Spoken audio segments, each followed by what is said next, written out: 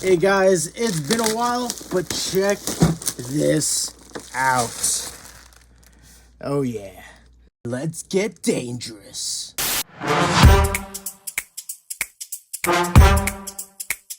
Welcome to an all-new Toronto on Toys. If you are new here, welcome to the channel. And if you've been here before, welcome back and thank you so much for returning. Now guys, I cannot express enough how excited I am about having this addition to my collection. As you can see here, we have the terror who flaps in the night, Darkwing Duck himself, made by Beast Kingdom's Dynamic Action Heroes. And I've had my eyes on this item for several years now, I believe. And I'm just so happy to finally get my hands on him. He was not cheap, as you may be able to assume by just looking at the whole setup here. But before we deep dive into the figure, we got to just take a close look at the packaging, because I really think they did so good on the box design here. I really like the illustration they made for the character on the front here. I love the simplicity and the illustrator approach. I love the typography as well, and their use of gold here, like the lettering and the accents on the box. Like, they got really creative with this, because if you look closely, you can see his grappling gun here, and the rope turns into the accent, which just really adds this nice, fancy flair to the box design. And you can see it is over here as well. And on the bottom, you see this cool, what looks like the cityscape of St. Canard. So, again, I really like their use of gold on the cover here, even on the side, really nicely done. So again, with the accent on the bottom and the top, you really can't see it on the top here though. But and then this graphic on the center, really cool. And even on the back of it is really nice too. Just a really nice presentation of the item, along with his interchangeable parts and the accessories. Yeah, just overall a great layout and a great use of the gold accents. Again, we got the grappler gun here shooting off the rope, which creates this partition between all of this information they laid out for you. So yeah, I think they, with the package alone, they nailed it. And of course I love this backdrop that they included there. I'm not sure if they make these things for us to keep, but this is one of those cases where I'm gonna keep the boxes for this figure, because it's so good. Now we're gonna get to the figure, but first we are going to let's start with the figure itself. All right, the sculpt. Man, just look at it. They really nailed the look of Darkwing Duck here. The head sculpt is just immaculate. We really got to give credit to the designer or designers. I don't know if there's multiple people that work on these figures, but the designer really nailed it with his look, especially in regards to the head sculpt, but even just overall, I think they really nailed it there too. And he feels really good in my hands. I believe this material they use is PVC. And yeah, man, like they did such a nice job, really nice scale too, right? 1/9 scale. So I think that's roughly about, about 7.5 with the hat. So yeah, the sculpt is great. And then color application, again, being the fact that this is made out of PVC, I imagine they only really had to apply paint on the legs here, or at least on this top half of the leg. And that being said, I mean, it's a nice clean separation there. I'm not noticing any bleeds or any of that. Now, I will admit, for transparency, when I was taking him out of the box, I did a little, I did look at him a bit and, observed around, and I did notice underneath his coat, there was a bit of like rub off from the fabric. So we got a bit of like a smudge here. It's really faded though, so you can tell on the camera. A little mark there. So and also in the wrist, mostly on the at the bottom of the hand, like where the insertion is. We got some of that blue from the undershirt, but I'm not. This might just be my copy too, right? So I'm not butthurt about it. I mean, that's minor. So yeah, color application, really not much to say. But I will say the overall color palette, including the wardrobe, I like the color choices they went. He's not your typical pastel colors. Like if you refer back to the cartoon, the colors are much more light. Again, like I said, pastel, but he seems a little more vibrant in this form. So I like the darker tones. Even with his undershirt, his turtleneck, I really like that blue there. Yeah, I think they just really nailed the look and the color choices that they made, or at least like just going with a more vibrant, darker tones. So yeah, so I think just the overall look of him is just great. Now we are going to talk about the fabrics, because this is one of the main reasons why I wanted to get him so bad, because I am a fan of action figures that use actual fabric material for their clothing. And like this is just like it almost exceeded my expectations, honestly. With this coat, I love this fabric material. I don't know what they call it, but I just love how shiny he is. It really just, it's fancy, honestly, to put it simply. It just seems fancier and really just, he shines. So I love this material. And what's really cool about it is the buttons on his coat is actual hardware. I feel like typically they'll use plastic or just the same material they use on the figure itself. So I love that they didn't just, go ahead and use PVC or regular plastic for his buttons. And what's really neat about these buttons here is that they are magnetic. That is so fucking cool. So now we know you can take his coat off if you wish to. This turtleneck shirt, this material, the stretchy sort of elastic material, that's a really nice touch. And again, I really like this blue that they use for it. So I love the coat. I love the windbreaker material that they use for his cape. And not only that, they have wiring along the ends here so that if you want to sort of make it look like his cape is flowing through the wind, like that is just so cool. I love that effect there. So really nice touch for the cape as opposed to just giving him a plastic or PVC cape. I mean, if they really wanted to really hit the ball out of the park, they would have done something similar with his hat. So, and maybe even with his eye mask, but probably would skyrocket the cost of this figure. So, like for just, it would really hurt my wallet if that were the case. Because like I said, he's not cheap.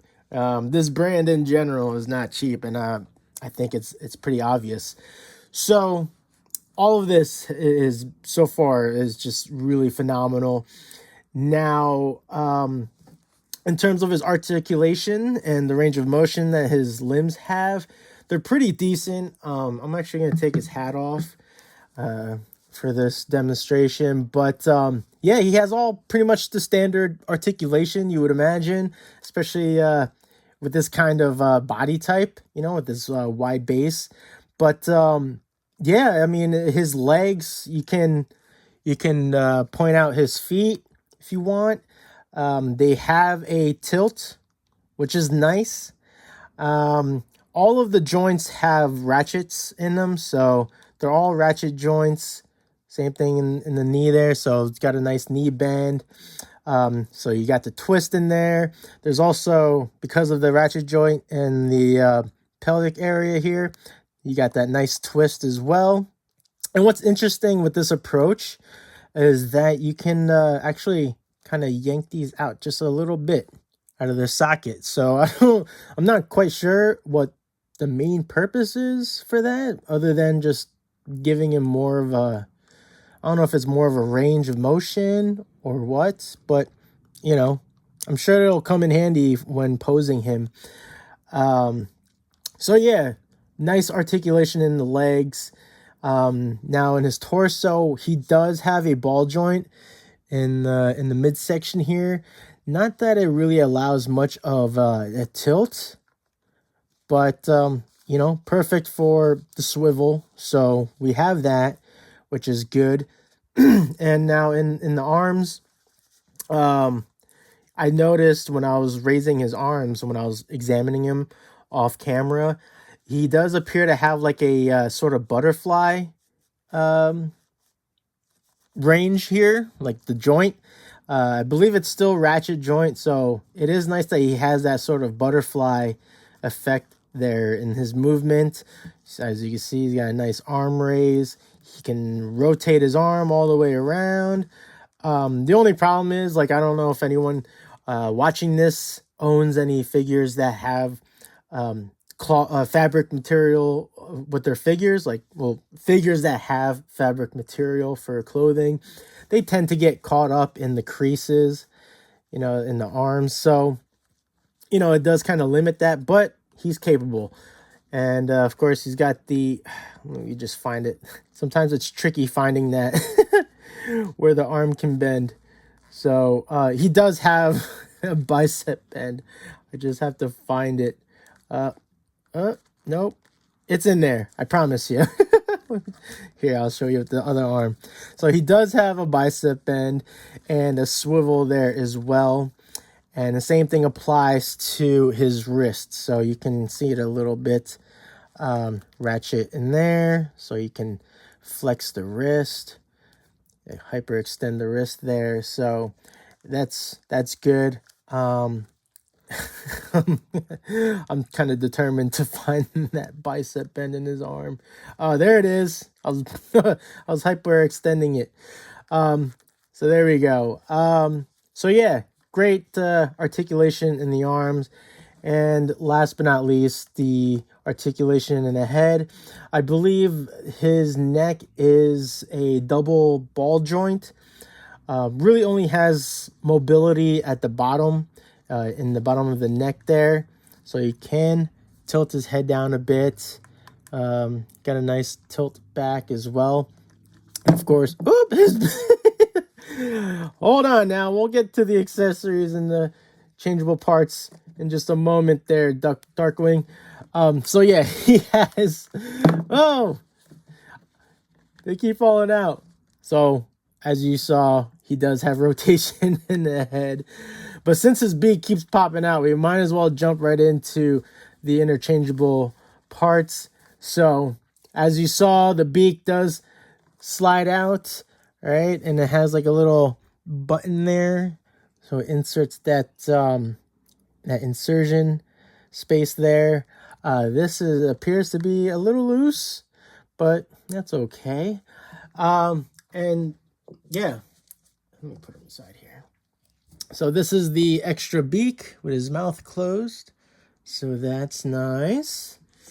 And then we have two extra eye masks. One with a sort of normal or surprised expression. And then the other one with his signature raised eyebrow expression, which they really nailed that. So I love how expressive these eye masks are, and they got the nice groove here to fit around the beak. So let's go ahead and just demonstrate how we would swap those parts. All right, you just gotta slide the eye mask up, and let's go. We're gonna go with the signature eyebrow raise and slip that on. Now this is has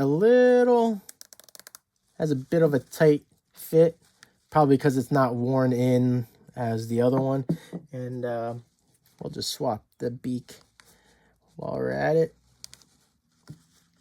There you go. All right, and then you can just squeeze that down a bit, and there we have it.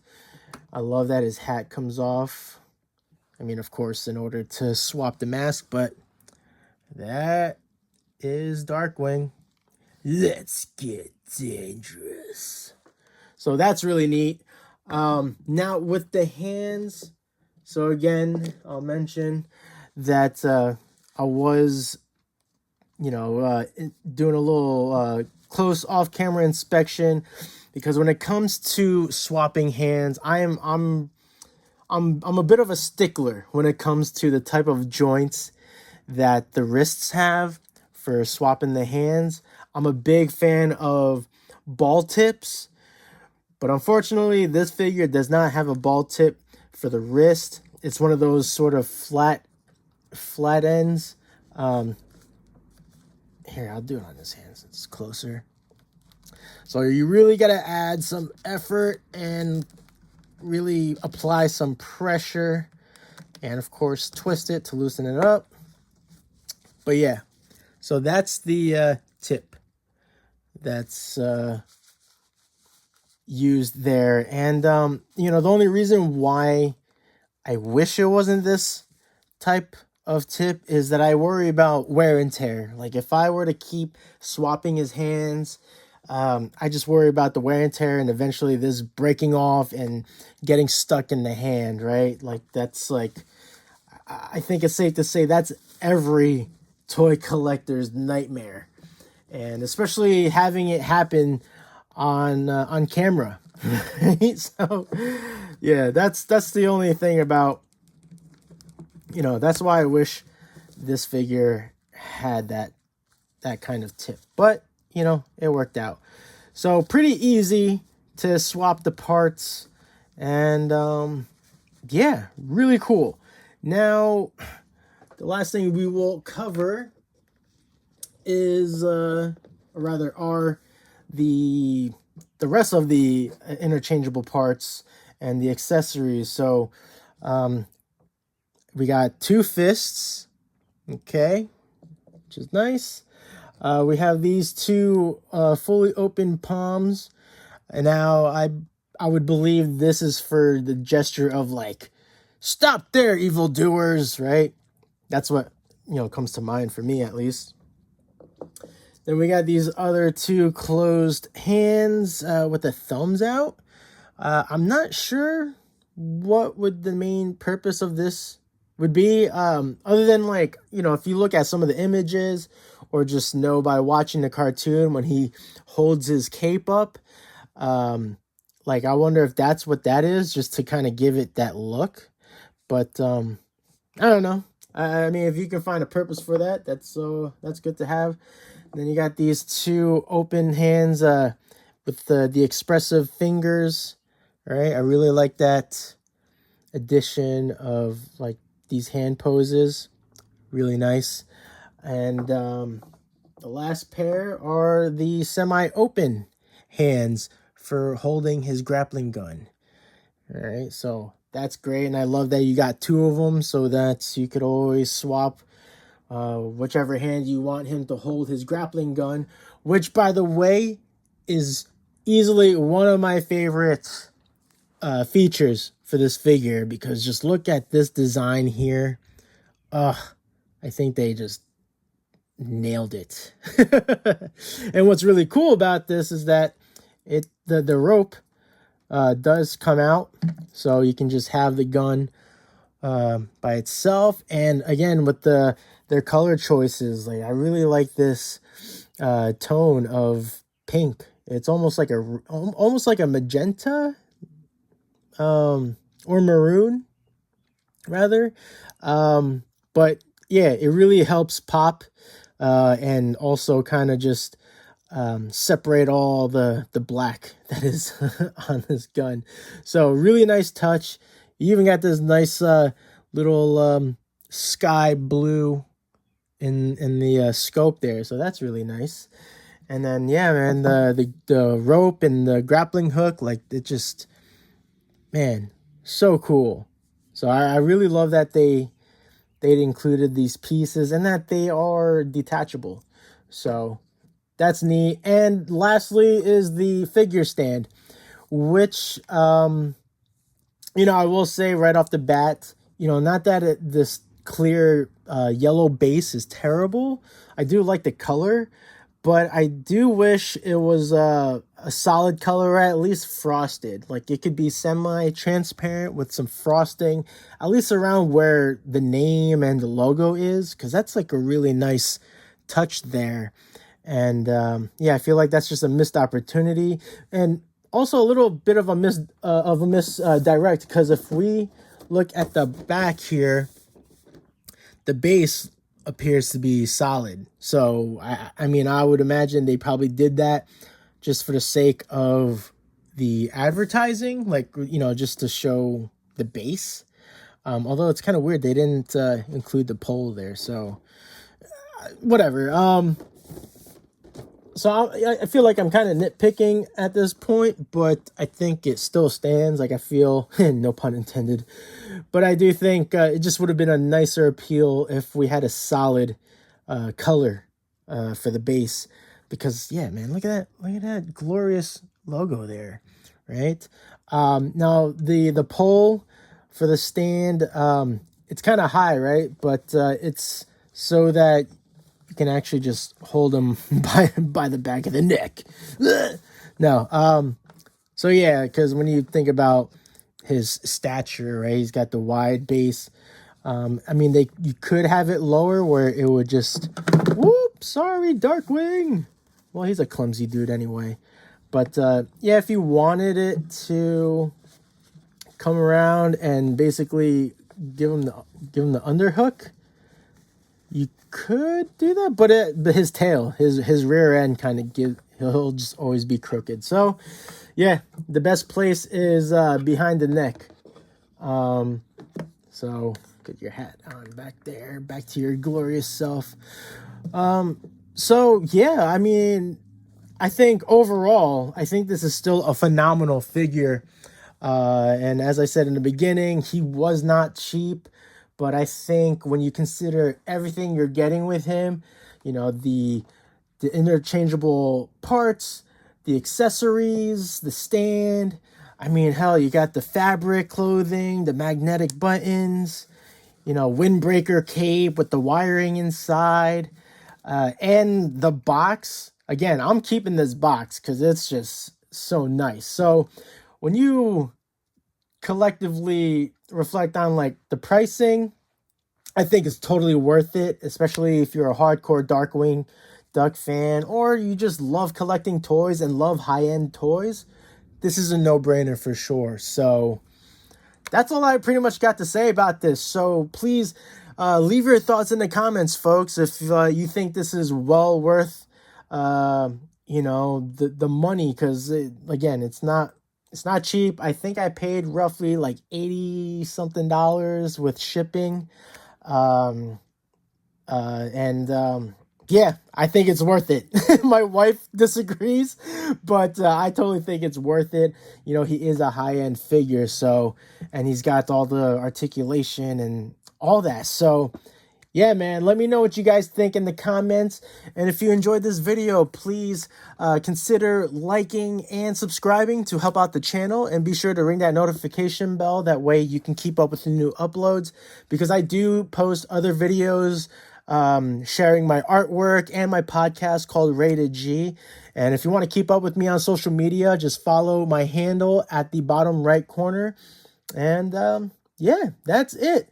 So stay young, keep enjoying your toys, and hopefully I will catch you on the next one. Peace out and stay dangerous.